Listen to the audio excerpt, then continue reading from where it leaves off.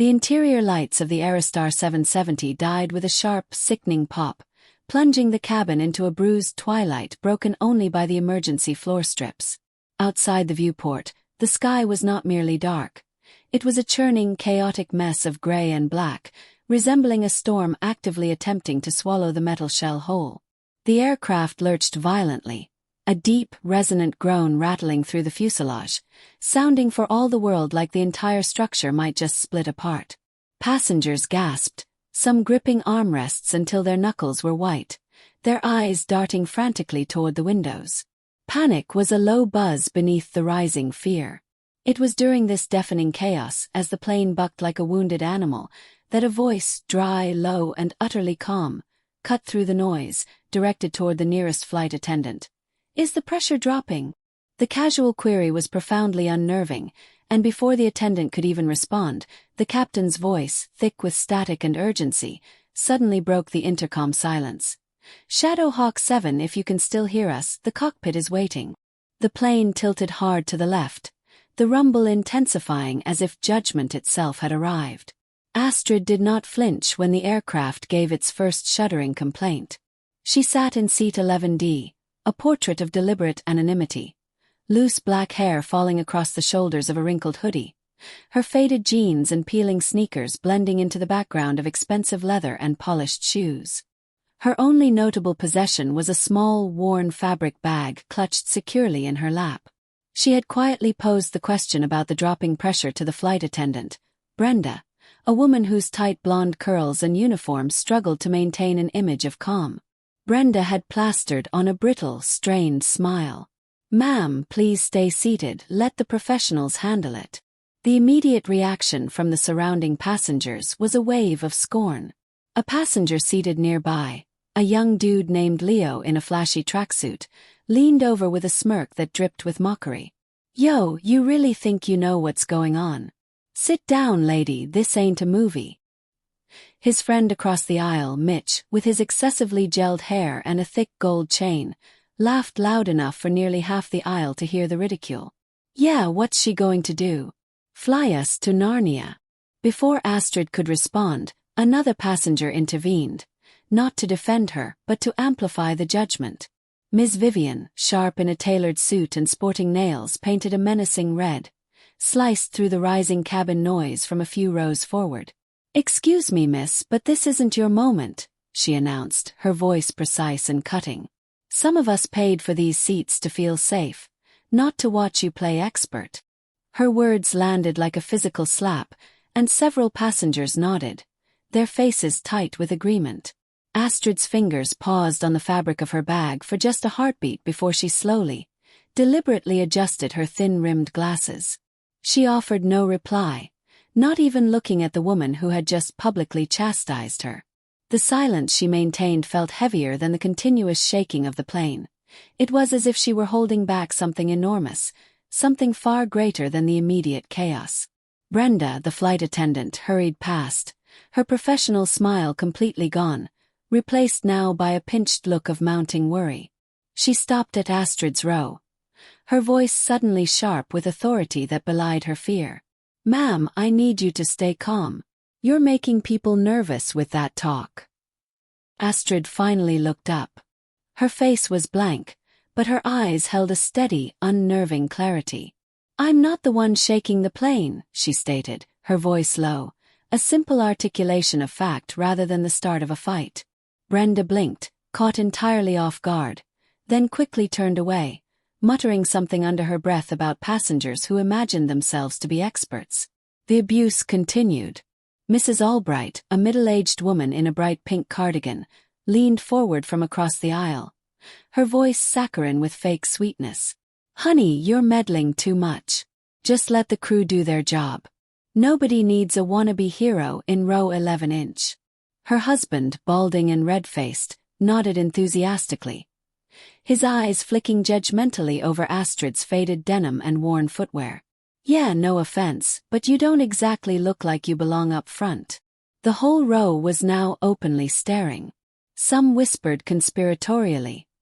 Others didn't bother to hide their laughter. Astrid adjusted her glasses again, her movements slow and measured, as if she were mentally counting to 10 to contain an inner storm. The Aerostar 770 shuddered again, this time harder than before. A young child several rows back began to cry loudly. The overhead lights flickered erratically, and a low current of collective panic rippled through the cabin. A man in a polo shirt, Mr. Hayes, his face flushed bright red with irritation, stood up and pointed accusingly at Astrid. "Hey you! Stop acting like you know something, you're freaking out my kid." His wife tried to pull him down by his sleeve, but he shook her off, his voice rising in volume and pitch. "I'm not sitting here while some random in a hoodie plays pilot." Astrid's hands tightened around her bag for a fleeting second, then relaxed again. She turned her head slightly, meeting his angry gaze, her own eyes steady and unyielding, before returning her attention to the window, where the sky was an indistinguishable mess of churning gray and black. Leo, the tracksuit guy, snorted, leaning in close to Astrid, his voice dripping with open mockery. "What you going to fix the weather to? Chill out, hoodie girl." Mitch chimed in louder now. "Bet she's one of those conspiracy nuts. Probably thinks the plane's haunted or some crap." The sound of sharp, mean laughter cut through the hum of the failing engines. Astrid ignored them. She reached into her bag and pulled out a small, dog-eared notebook. She flipped it open, not reading the contents, but simply tracing a page with her fingers, a tactile action that seemed to ground her amidst the chaos. Mrs. Albright, observing the movement, rolled her eyes theatrically. "Oh great, she's got a diary. Maybe she's writing her big hero speech." The plane gave another violent shake, and this time, the oxygen masks automatically dropped down in the rear sections. People screamed. Some passengers fumbled clumsily with the dangling masks. Others stared ahead, frozen in terror. Mr. Sterling, a businessman in a crisp white shirt with his designer tie loosened, stood up, his voice booming over the rising panic. "This is ridiculous. Why is she still sitting there like she's got answers? Get her out of here before she makes things worse." His furious words instantly sparked murmurs of agreement, and several passengers turned to glare fiercely at Astrid. She remained motionless, her hands folded neatly over her bag, her face calm, though her jaw was visibly tight, suggesting she was holding back a storm of her own will. Just then, the cockpit door abruptly swung open. First Officer Jensen, the co-pilot, stepped out. He was tall, with a military-style buzz cut, his jaw so tightly clenched it looked like it might crack under the tension. He scanned the cabin, his eyes sharp and desperate, carrying his low voice across the noise. "We need someone with navigation training," he stated. "Anyone with military experience, even basic. Please identify yourself." The cabin fell into an immediate heavy silence, broken only by the steady hum of the engines and the faint sobs of the crying child. Brenda, the flight attendant, hesitated for a moment, then pointed a shaky finger toward Astrid. She mentioned cabin depressurization earlier," Brenda stuttered. "In row 11. Ms. Renata, a woman with a sleek bob and large diamond earrings, leaned out of her seat, her voice sharp and accusatory. "Her. You're trusting her. She doesn't even look like she can afford this flight." The ensuing laughter was colder and more bitter than before, turning the cabin into a hostile courtroom. Astrid stood up, her worn fabric bag already slung over her shoulder, and began moving toward the front of the plane. The co-pilot nodded quickly, urging her forward, but Ms. Renata wasn't finished. "This is a mistake," she hissed, ensuring everyone heard. "You're putting us all at risk for some nobody." Astrid paused for the briefest second, her hand resting on the back of a seat for balance, then continued walking, her steps steady and unshaken. First Officer Jensen watched her approach, his gaze locked on her calm demeanor. His boots were heavy on the carpet as he walked over to meet her. "Ma'am, have you studied aviation before?" Astrid looked up, her gaze steady, almost unnervingly calm. "Altime's drifting by 4 degrees, isn't it?" she asked, her voice soft but perfectly clear. The co-pilot's mouth opened, then closed instantly. He nodded once, a gesture of stunned acceptance. He clearly didn't know what to make of her. "Come with me," he said, turning toward the cockpit entrance. Astrid moved down the aisle, her sneakers making no sound, her bag bouncing lightly against her hip. That was when Mr. Sterling, the executive, decided to make his stand. He was in his 50s, with slicked back hair and a wristwatch that loudly proclaimed his wealth. "Hold on," he barked, stepping into the aisle and physically blocking Astrid's path. "You can't let someone like her in there. Look at her. She looks homeless." His voice was loud, drawing every eye in the cabin to the confrontation. The plane shook again, a deep rumble making the overhead bins rattle ominously. Mr. Sterling did not budge. "This is a serious situation. You need a professional, not some nobody in a hoodie."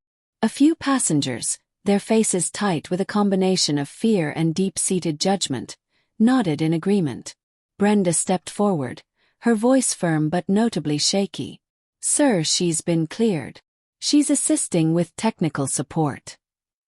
Mr. Sterling's face twisted as if he had bitten into something profoundly sour. "Technical support? Her? You're joking." Astrid stopped, her sneaker squeaking faintly on the floor. She looked directly at him, her eyes steady, not angry, just intensely present. "You just lost 2 minutes due to prejudice," she said, her voice so calm it sent a chill through the charged air. "That's long enough to lose a wing." The executive froze instantly, his mouth half open, as if he had just been physically slapped. Astrid simply stepped past him, her bag brushing his arm, and continued her walk. A teenage boy, his earbuds dangling, leaned out from his seat, his voice loud and mocking. "Yo, she's going to crash us. Look at her, she's got no clue." His friends snickered, one of them recording the moment on his phone, the camera pointed directly at Astrid's back as she moved toward the cockpit. The boy kept going, his voice rising in cruel volume. "Bet she's never even been on a plane before this one."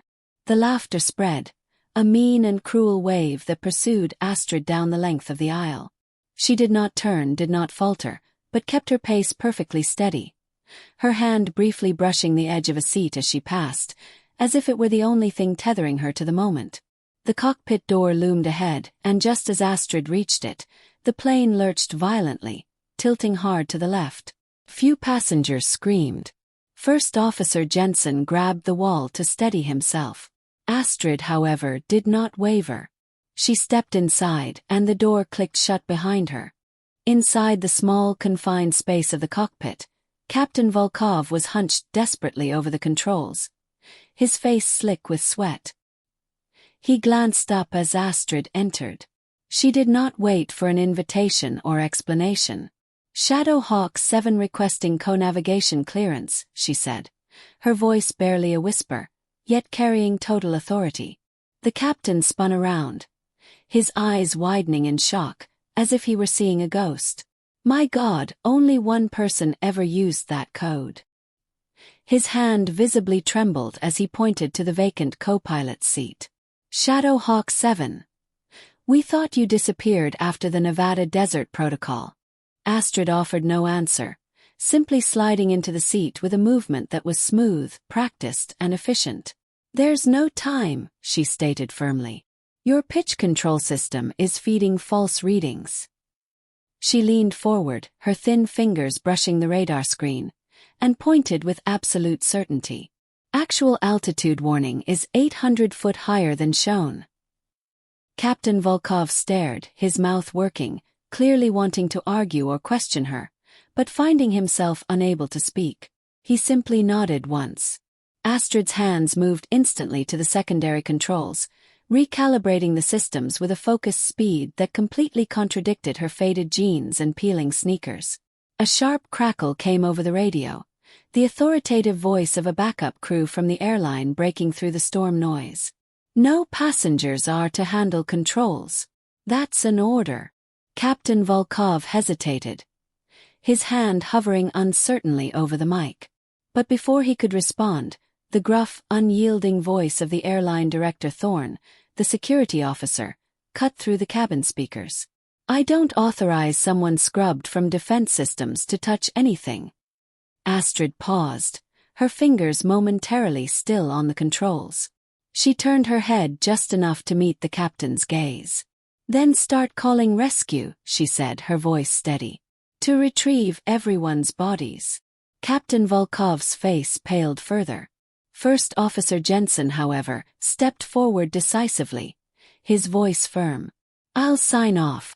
Let her take over. Astrid pulled the co-pilot seat closer, slipping on the headset with a practiced ease that caused the captain's hands to still completely. She did not smile, nor did she hesitate, adjusting the controls with a precision that seemed almost mechanical. Outside, the storm clouds loomed dark and heavy, but Astrid's singular focus was on the screens, her hands moving as if she had executed this maneuver 1,000 times before. Captain Volkov watched her, his breath shallow, and muttered under his breath, "She's handling this like it's a combat zone." Astrid's eyes flicked toward him for a second before returning to the controls, her silence providing an answer louder than any spoken words. Back in the main cabin, the mood was sour and fearful. Mr. Sterling was back in his seat, muttering bitterly to the hedge fund type next to him. "If she messes this up, who's taking the blame?" he snapped, loud enough for half the plane to hear. The hedge fund guy nodded, his voice oily. "Exactly. Nobody even knows who she is. What if she's some hacker or something?" A woman in a designer blazer, her hair pulled into a tight bun, chimed in from across the aisle. "I heard she's been scrubbed from defense systems. Probably court-martialed or worse." But a new emotion was beginning to surface. Eliza, a young mother clutching her toddler tightly, looked toward the closed cockpit door, her eyes wide with fear, yet laced with something else, a tentative hope. She whispered to the woman next to her, "What if she's the only one who can save us?" The older woman, with a scarf wrapped tightly around her neck, shook her head dismissively. "Don't be naive. She's just a passenger. Look at her clothes." Eliza's face fell, but she kept her eyes fixed on the cockpit door, tightening her arms around her child. The toddler reached out, dropping a small toy plane onto the floor. As Eliza bent to retrieve it, Astrid's bag, still resting on the now empty seat 11D, caught her eye. A small, faded patch with the letters S7 stitched into the fabric. At that moment, Astrid's voice came over the intercom, steady and piercingly clear. "This is passenger 11D. Prepare for a controlled descent. Stay seated." The cabin fell utterly silent, every head turning toward the speakers. Director Thorne's jaw tightened, but he sat down. First Officer Jensen's voice followed, clipped and professional. "I'm signing off on her actions. She's taking over." A low murmur rippled through the cabin, some shocked, others still angry. Mrs. Albright, the woman in the pink cardigan, whispered sharply to her husband, "They're letting her fly the plane." Her. In the cockpit. Inside the cockpit, Astrid's hands were perfectly steady on the controls, her eyes flicking rapidly between the screens and the window, where the vast, jagged, and unforgiving Altai peaks loomed in the distance. She reached for a switch, her fingers brushing against an old Echo Wave terrain navigation system, a system most modern pilots hadn't used in years. She flipped it on, and the screen flickered to life, showing a grainy but accurate outline of the treacherous terrain below. Captain Volkov watched, his hands hovering over his own controls, unsure whether he could trust this apparition in a hoodie. "You're using Echo Wave?" he asked, his voice tight with disbelief. Astrid didn't look at him. "It's the only system not lying to us right now," she replied. A faint, critical beep sounded from the control panel. Astrid's eyes narrowed. She leaned closer, her fingers adjusting a dial with movements so precise they appeared almost choreographed.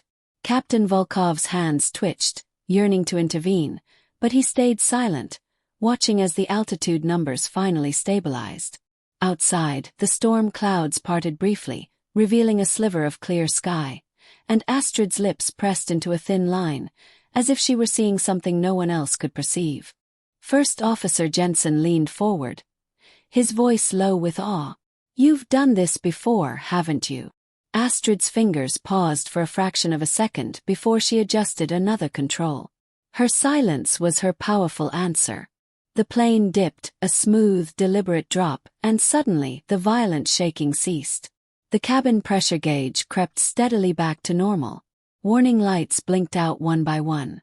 Astrid adjusted the altitude again, expertly threading the Aerostar 770 through a narrow gap in the storm clouds, the dark, silent giants of the Altai peaks slipping quickly by below.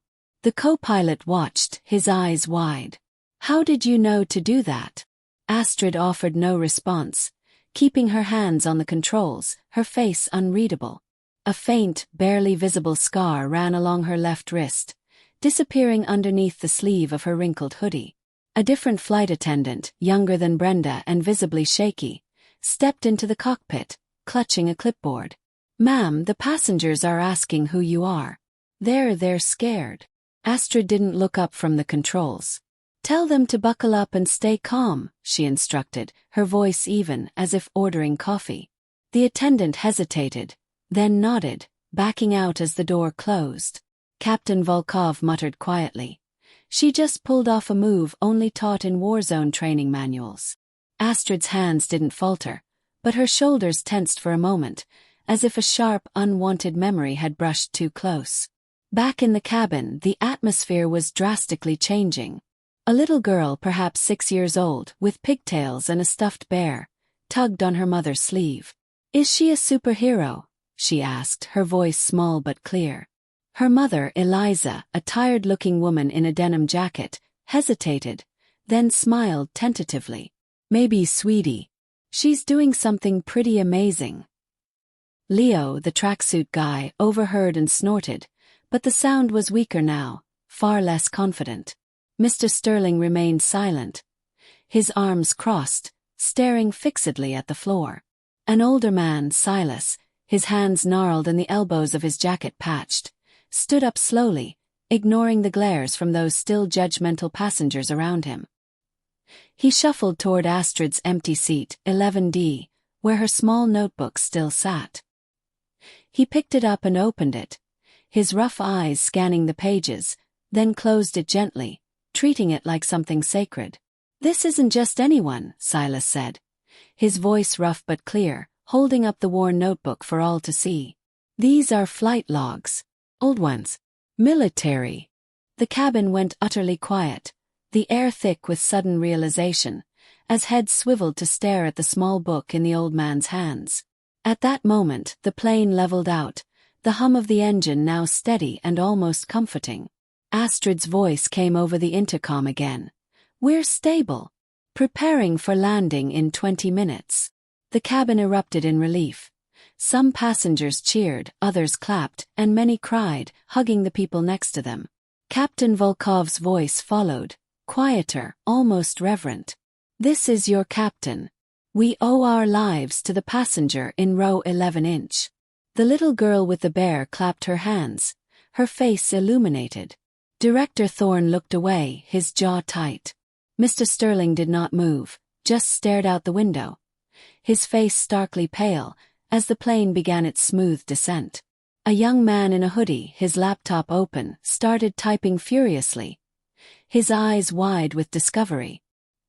He leaned toward the person next to him, a college student with a backpack.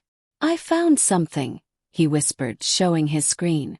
"Shadow Hawk 7. There's a forum post from years ago about some Air Force pilot who saved a mission in the Nevada desert. It's her." The student's eyes widened, and she glanced toward the cockpit door, her voice barely audible. "She's real." The young man nodded, his fingers still flying over the keys, racing to uncover more information before the plane touched down. When the plane landed smoothly in Seoul, the maneuver was so flawless it felt as though the entire ordeal had been a bad dream. Passengers poured out, some still shaky, others laughing with sheer relief. Astrid was one of the last to exit, her worn bag slung over her shoulder, her sneakers silent on the tarmac. She didn't pause to talk or look for thanks. She simply walked toward the terminal, her hair swaying slightly in the airport light. Leo, the tracksuit guy, watched her go, his arrogant smirk entirely gone. "Who the hell was that?" he muttered to Mitch, who could only shake his head. Later that day at the press conference, the airline spokesperson stood at a podium, cameras flashing brightly. "We're grateful for the safe landing," he announced, his tie perfectly knotted. "Our crew handled an unprecedented situation with professionalism." A reporter cut in, her voice sharp. "Passengers say a woman from row 11 saved the plane. Who was she?" The spokesperson hesitated for a fleeting second, then smiled smoothly. "Just a lucky passenger who stepped up. We don't have her name." The room buzzed, some nodding, others clearly skeptical. Astrid was not there. She was already halfway across the sprawling airport, her bag bouncing gently against her hip. A young woman, the college student from the flight, ran after her, her phone still raised. "Hey, wait. Can you come forward just for a moment so people can know your face?" Astrid stopped, her back to the girl for a second, then turned. Her eyes were calm, but they held something heavy, the burden of experience. "They don't need my face," she said, her voice soft but absolutely firm. "They're alive. That's enough." She turned again and kept walking, disappearing quickly into the flow of the terminal crowd. In an airport lounge later, a group of passengers from the Aerostar 770 gathered, their voices low but heated. Ms. Renata, the woman with the diamond earrings, was there, her arms crossed, her face tight with lingering doubt. "I still don't buy it," she insisted, her voice loud enough to command attention. "Anyone could have gotten lucky. She's no hero." Silas, the older man, still holding Astrid's notebook, set it down carefully on the table. "This isn't luck," he said, his voice steady and resolute. "These are coordinates, flight path, handwritten. She's flown through hell before." The group went quiet. Ms. Renata's earrings glinted as she looked away, her supreme confidence finally beginning to crack. A week later, the story had spread widely. Clips filmed by passengers were all over the internet. Blurry shots of Astrid's silhouette as she walked toward the cockpit, her hands on the controls, her face calm as the plane stabilized. The comments were a mixture of awe and disbelief. "Who is this woman? She's got to be some legend. Why is she hiding?" The airline remained quiet, sticking stubbornly to their lucky passenger narrative. Mr. Sterling, the executive, was caught on camera dodging questions outside his office, his face red with stress. "I didn't know," he kept repeating, as if that explained his prejudice. Then came a small medal ceremony for civilians who had performed extraordinary acts. The nation's president stepped to the podium, his face serious but warm. "We're here to honor those who act when no one else will," he said. Then he paused, looking directly into the camera. "Shadowhawk 7, if you're watching, this country still owes you its gratitude." The room went silent, everyone turning, expecting her to walk in, but she did not. News anchors replayed the clip for days, digging into old military records, finding nothing but whispers of a pilot who had vanished after a highly classified mission. A quiet man in his 30s, a passenger who had barely spoken during the ordeal, posted a shaky video online, filmed from his seat, showing Astrid's silhouette walking to the cockpit. "This is her," he narrated, his voice breaking with emotion. "She didn't care what we thought. She just saved us." The video went viral, racking up millions of views, the comments filling with people sharing their own stories of being judged, dismissed, and overlooked. Astrid's face was never clear, but her presence lingered like a shadow that refused to fade. Far away, in a small garage in an industrial park, Astrid was working, her hands covered in thick motor oil, a complex carburetor spread out on the workbench. The radio was tuned to a classic rock station, but it cut suddenly to a news break, the president's voice filling the room. She didn't look up, continuing to tighten a bolt, her movements steady and precise. On her left wrist, hidden mostly by a smear of dark grease, was a small, fading tattoo, at 7. It caught the light for a single second before she wiped her hands on a rag. The man who owned the garage, an older man with a gray beard and a limp, poked his head in. "You hear that, Astrid? They're talking about some hero pilot again." She nodded once, her face unreadable. Yeah, she replied, picking up a wrench. Sounds like quite a story. He chuckled, shaking his head, and went back to the front office. Astrid kept working, the radio humming, the world outside moving on without her. The passengers from the Aerostar 770 never forgot her. The little girl with the bear drew a picture of a woman in a hoodie flying a plane, and her mother framed it in their living room. Mr. Sterling, the executive, lost his job a month later. A quiet firing after his comments went viral. Mrs. Albright stopped bragging about her elite social status. Her last post was flooded with comments calling her out. Director Thorne, the security officer, was reassigned to desk duty. His name permanently tied to the incident in a way that stung. None of them knew Astrid's full name, but they felt her presence every time they boarded a plane, every time they looked up at the sky. In a small diner near the Seoul airport a week after the flight, Eliza, the young mother, sat with her toddler, the tiny toy plane still clutched in his small hands. She overheard a conversation at the next table, a group of pilots talking intently about the mysterious woman who had saved Aerostar 770. "Nobody flies like that without training," one pilot said, his voice low with respect. Eliza smiled, her eyes slightly misty, and whispered to her son, "That's her baby. That's the lady who brought us home." The toddler giggled, waving the toy plane, unaware of the immense weight of the moment. Astrid didn't need their thanks, nor did she require their apologies. She just kept moving, her sneakers quiet on the ground, her bag slung over her shoulder. She had done what she had to do, like she always did. And somewhere in the back of her mind, there was the lasting sound of a plane engine, steady now, carrying 216 people home. That, she knew, was enough.